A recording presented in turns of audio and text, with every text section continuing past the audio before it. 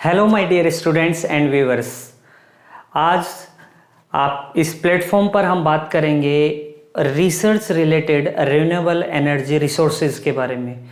तो क्या आप सभी जानते हो कि रिन्यूएबल एनर्जी रिसोर्सेज क्या होते हैं और इनके क्या क्या यूज़ हो सकते हैं। देखिए, शुरू से लेकर अब तक शुरुआत से हम बात करेंगे कि अब तक हम एनर्जी के लिए किन किन चीज़ों का यूज़ करते आए हैं।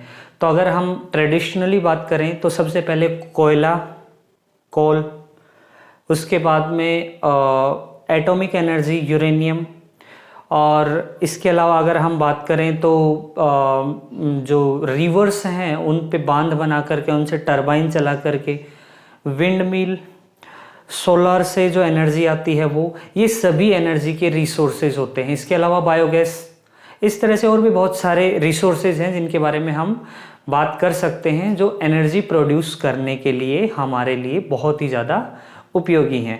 तो क्या है रिन्यूएबल और नॉन रिन्यूएबल एनर्जी रिसोर्सेज? जैसा कि इनके नाम में ही इनका मतलब छिपा हुआ है। रिन्यूएबल एनर्जी रिसोर्सेज वो होते हैं जिनको आप रिन्यू कर सकते हो, मतलब बार बार उनका यूज़ कर सकते हो।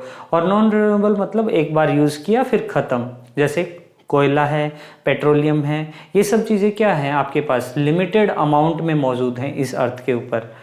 अगर ये एक बार ख़त्म हो गए तो फिर इनसे आप इलेक्ट्रिसिटी प्रोड्यूस नहीं कर पाओगे, पावर जनरेट नहीं कर पाओगे।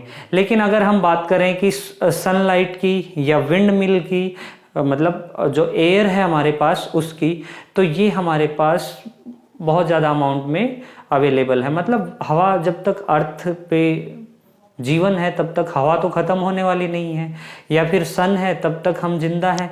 तो जब तक हम जिंदा हैं तब तक हमारे पास क्या आती रहेगी, इनसे एनर्जी आती रहेगी। अब ये डिपेंड करता है हमारे ऊपर कि हम इन चीज़ों को, इन रिसोर्सेज को कैसे यूज़ करें। तो ये रिसोर्सेज जो हैं इनफाइनाइट टाइम तक चलने वाले हैं, तो इसीलिए हम इनको बोलते हैं रिन्यूएबल एनर्जी रिसोर्सेज, यानी बार बार रिन्यू कर करके इनको आप यूज़ कर सकते हो। तो प्रोसेस क्या है इनको यूज़ करने का? जैसे विंड मिल की अगर हम बात करें तो विंड मिल लगाई जाती है, बहुत बड़े ब्लेड्स जो घुमाती है एयर, एक स्पेसिफिक एंगल पे उनको सेट किया जाता है, एयर पास होती है, वो आपके जो उनके पंख हैं वो घूमते हैं, उनसे टरबाइन चलते हैं, और वो टरबाइंस जो हैं कंट्रोल किए जाते हैं कंट्रोल्ड मैनर में, और फिर डायनामो या फिर उसी तरीके से उनको एनर्जी में कन्वर्ट कर लिया जाता है। जैसे डायनामो हम घर पे देखते हैं, घरों में कई बार देखते हैं जो जनरेटर यूज़ किए जाते हैं, वो सभी उसी कॉन्सेप्ट पे काम करते हैं। ये कॉन्सेप्ट क्या है कि अगर कोई चीज़ रोटेट हो रही है तो हम उससे क्या कर सकते हैं, इलेक्ट्रिसिटी प्रोड्यूस कर सकते हैं। तो ये रिन्यूएबल एनर्जी रिसोर्सेज होते हैं। आज हाल ही में अगर हम बात करें तो सोलर सिस्टम से, यानी सन से जो आने वाली लाइट है उससे एनर्जी प्रोड्यूस करने के लिए कुछ सेमीकंडक्टर्स होते हैं जिनका यूज़ किया जाता है। उनके ऊपर लाइट को इंसिडेंट करवाया जाता है, यानी फोटोन उसके ऊपर इंसिडेंट होते हैं, वो रिफ्लेक्ट बैक करते हैं एक स्पेसिफिक वेवलेंथ पे, और उससे एनर्जी प्रोड्यूस होती है। तो ये जो प्रोसेस है इसके ऊपर बहुत ज़्यादा रिसर्च वर्क चल रहा है। हाल ही में एक नया कंपाउंड इंट्रोड्यूस किया गया है इंडियन इंस्टीट्यूट ऑफ साइंस यानी IISc बेंगलोर के, और सिडनी यूनिवर्सिटी के कुछ साइंटिस्ट, सिडनी यूनिवर्सिटी जो ऑस्ट्रेलिया में है, उनके कुछ साइंटिस्ट जो हैं, इन्होंने एक कंपाउंड जनरेट किया है जिस कंपाउंड का नाम है स्कैंडियम नाइट्राइड। ये जो स्कैंडियम नाइट्राइड कंपाउंड है, इसकी खास बात ये है कि इसके ऊपर जब भी सनलाइट इंट्रोड्यूस होती है तो ये इसको इलेक्ट्रिसिटी में प्रोड्यूस कर, मोर एफिशिएंटली प्रोड्यूस कर पाता है। वैसे तो सेमीकंडक्टर का बिहेवियर होता है, जैसे सिलिकॉन या जर्मेनियम के जो सेमीकंडक्टर अभी तक हम यूज़ करते आए हैं, उससे भी एनर्जी प्रोड्यूस होती थी, लेकिन उसकी एफिशिएंसी हमें बहुत कम मिलती थी, लेस देन 10%। 90% सन से आने वाली लाइट जो है वो वेस्टेज हो जाती थी, या फिर उसका कोई यूज़ नहीं होता था। लेकिन ये जो नया कंपाउंड इंट्रोड्यूस किया है, इसकी खास बात ये है कि इससे आप एनर्जी बहुत ज़्यादा अमाउंट में यूज़ कर सकते हो। तो वाकई में ये बहुत ही ज़्यादा एक बधाई का विषय है, बधाई का पात्र हैं वो सभी साइंटिस्ट और रिसर्चर्स जिन्होंने इस कंपाउंड को इंट्रोड्यूस किया है, हमें दिया है, और इस कंपाउंड का यूज़ करके हम बहुत ज़्यादा अमाउंट में एनर्जी को सेव कर पाएंगे और जनरेट भी कर पाएंगे।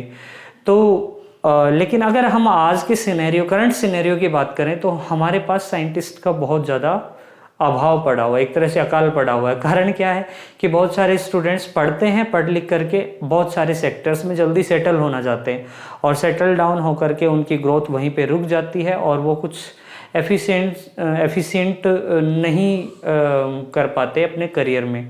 तो जितने भी स्टूडेंट्स हैं, मतलब मोस्टली जो साइंस के स्टूडेंट हैं, उनको मैं कहना चाहूँगा कि वो आएँ और रिसर्च के फील्ड में अपना जो है कैरियर, एज अ कैरियर उसको ऑप्ट करें और उसमें वर्क करें।